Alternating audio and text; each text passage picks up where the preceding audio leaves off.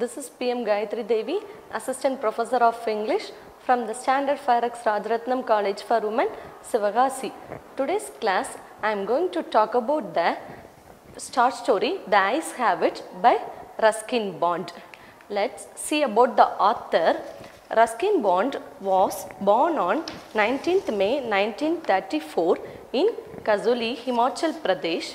He is an Indian author, English writer, philosopher and critic of art, and he is a prolific and powerful writer. He has written so many short stories, essays, novels and children's books, and he received so many awards like Shakti Academic Award in 1992 and John Llewellyn Rikes Prize in 1957 and Padma Shri Award in 1999 and Padma Bhushan Award in 2014. And his famous novels of The Room on the Roof.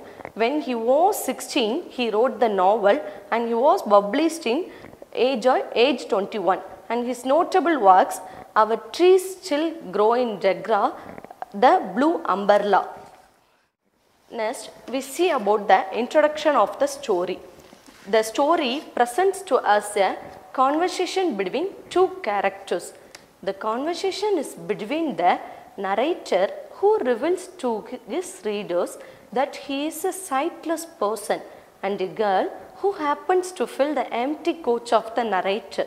The narrator does not reveal his disability to the girl and takes up the pretense of a person with perfect sight, and he talks to her with careful comments so as not to give away himself, and almost does exactly that a couple of times. Neither of the two reveal in any way that they are sightless and take extreme care and thought on what to speak next.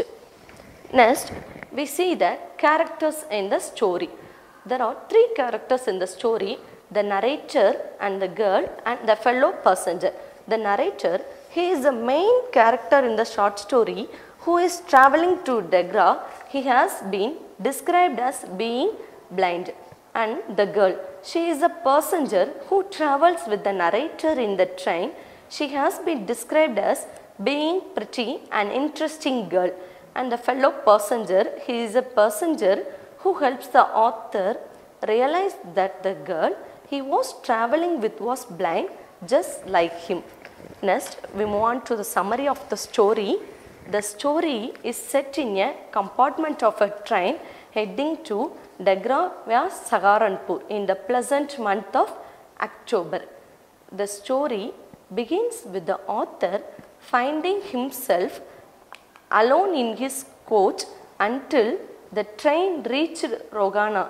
At Rogana, a girl gets into the same compartment, and as any other parent would, they bided her to their doctor travelling alone and instructing her to keep her belongings safe and not lean out of the window and avoid talking to strangers. The narrator at this point surprisingly reveals that he is a starless person to the readers. The narrator strikes up a conversation with the girl, asking if she is going to Degra. The girl, taken aback as she thought she was alone in the compartment, and then the girl replied that she was going to Saharanpur when her aunt would receive her. So the narrator presents a beautiful picture of Mussoorie to the girl. The hills are covered with wild dahlias and the sun is delicious, and I love the hills, especially October is the best month to visit Mussoorie. The narrator throughout the conversation consciously keeps the pretense of being a person with perfect eyesight, though he was very careful in keeping up with his pretense. Were points where he noted that he had almost given himself up due to some of his careless comments. After a while of chit-chat, the narrator tells her quite daringly that she was interesting facial features.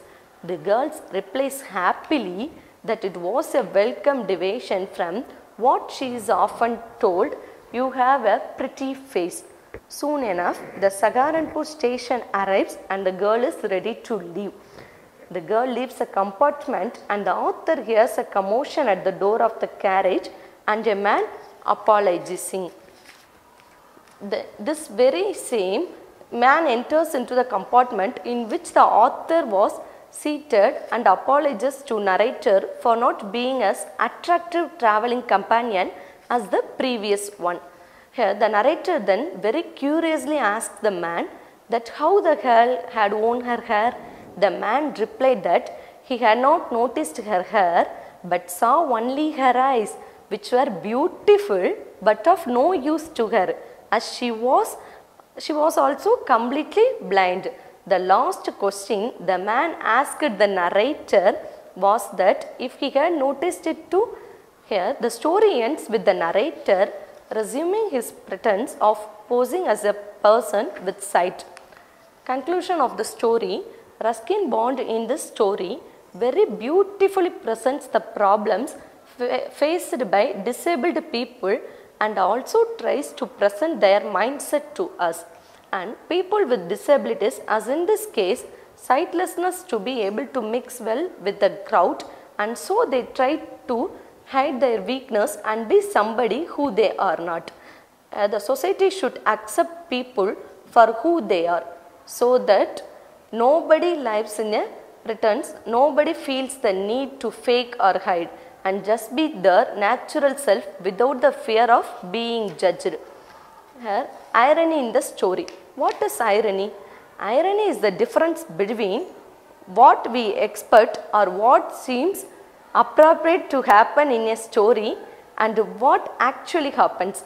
This story is an excellent example of situational irony. Ironically, the author employs two blind people as his main characters, yet either knows that the other is blind. Even after listening to the parents' conversations with the doctor, the narrator could not distinguish any unusual advice or information that led him to believe the girl had any handicap herself. Hoping to keep her from realizing that he is blind, he described the scenery from his memories.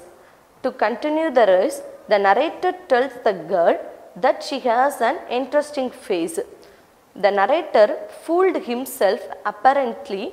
He also misleads the girl because she did not realize that her fellow traveler was blind. Thank you. Let's see in the next video.